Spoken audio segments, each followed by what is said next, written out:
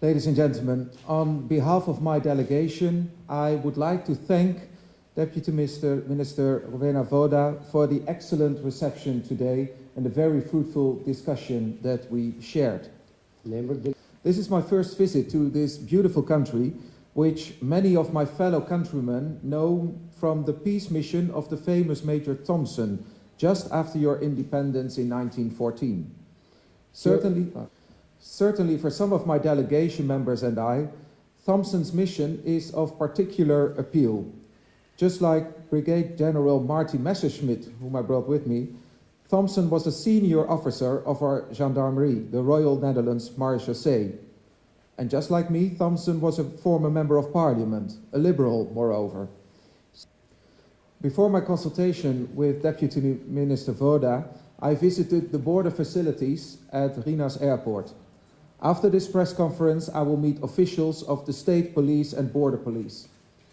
The main theme of my visit is illegal migration from Albania to, as well as through, the Netherlands. My goal is to stop this illegal migration, working closely with the Albanian authorities. Fortunately, our cooperation is excellent at every level, through your excellent and very proactive ambassador in The Hague and with the authorities here in Tirana. I'm grateful for this, and I want to express my sincere appreciation for all the efforts of the Albanian authorities to prevent illegal migration to the European Union.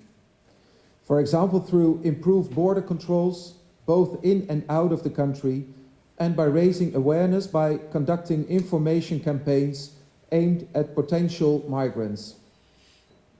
Raising awareness among citizens is extremely important because illegal migration has far-reaching consequences. Illegal migrants run the risk of being exploited during their journey and incurring financial debts due to human smuggling practices. In addition, the circumstances in which migrants aim to illegally cross the canal from Dutch seaports to the United Kingdom are often intensely degrading and extremely dangerous. And to give you one example, last September, 18 migrants were barely freed from a sealed, refrigerated container in the port of Rotterdam. These migrants only saw the inside of the container, but had no idea where they were exactly.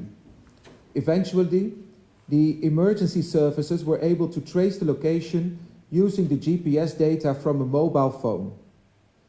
As in any harbor, many thousands of containers were piled up at this location, and it was only with special equipment and a good dose of luck that these people were released in the nick of time. But it's easy to see how such a situation could have been fatal. We must work together to protect Albanian citizens from making choices that often lead to this kind of inhumane circumstances, either clinging to the axle of a truck for miles on end, or tucked away in a narrow, airtight space in the back of a truck. Poor choices that are irreversible at worst. And it's no less than a bitter observation, but children and pregnant women are certainly no exception. I think this must be stopped, and therefore I'm glad that we had this fruitful discussion and that we both believe that Albania owes that to its citizens. And therefore my message to Albanian citizens who plan to come to the Netherlands is twofold and crystal clear. First, there's absolutely no chance of getting asylum. And in case an individual does not voluntarily return to Albania, forced return comes into play, which includes administrative detention.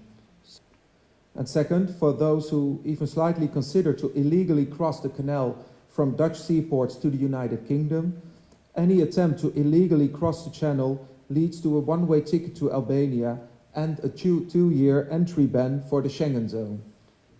A speedy return is indeed guaranteed because the Netherlands and Albania have an excellent return cooperation. But nevertheless, the number of illegal Albanians in the Dutch seaports who try to illegally cross over to the United Kingdom as stowaways remains high. Albanians make up more than half of the migrants who make this attempt, and virtually all illegal migrants are caught and arrested on the Dutch side of the canal. And for the few who do make it across, on the other side, our British colleagues are waiting. The increasing number of arrests is partly due to extra measures the Netherlands has taken. And the President controls of the Royal Netherlands Marechaussee and the Seaport Police have been intensified. The same goes for supervision by the aliens police in and around the seaports. Border control is supported by the deployment of specially trained migration dogs and the deployment of a helicopter and camera systems. The police also carries out special checks on illegal migration further inland, including on parking lots known to be used by stowaways who climb in and under trucks. In doing so, we closely cooperate with our Belgian and British colleagues to combat illegal migration and human smuggling. In addition to the people who illegally try to cross over to the United Kingdom, the number of Albanian citizens applying for asylum in the Netherlands rose slightly again last year. These are zero-chance asylum applications. In 2018,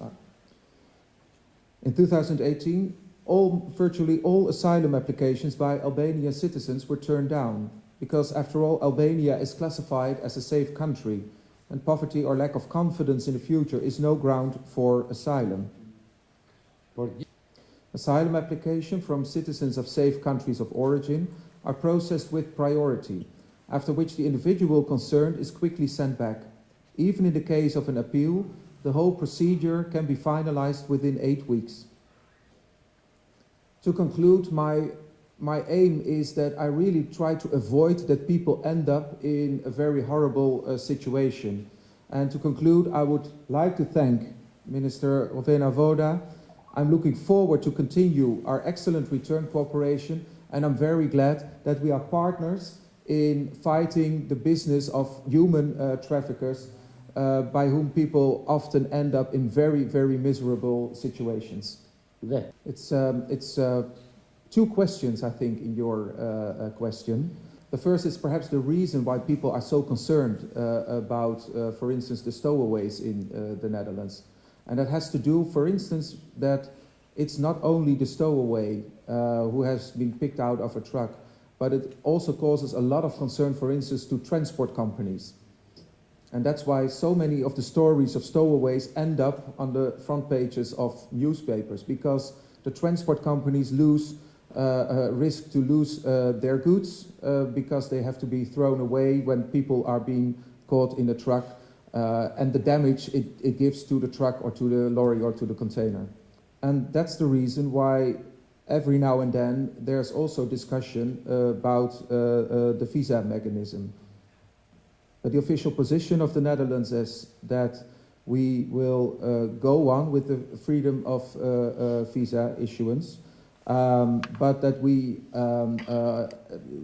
go to every monitoring report in very detail, and that's also a joint effort of Albania and the European Union in order to have all the recommendments applied for, that we can go on with this system. Therefore, cooperation between Albania and the Netherlands on these topics is very important, and that's also why I'm here. Our intention is not to invoke the visa suspension mechanism now, but tangible results will always need to be shown.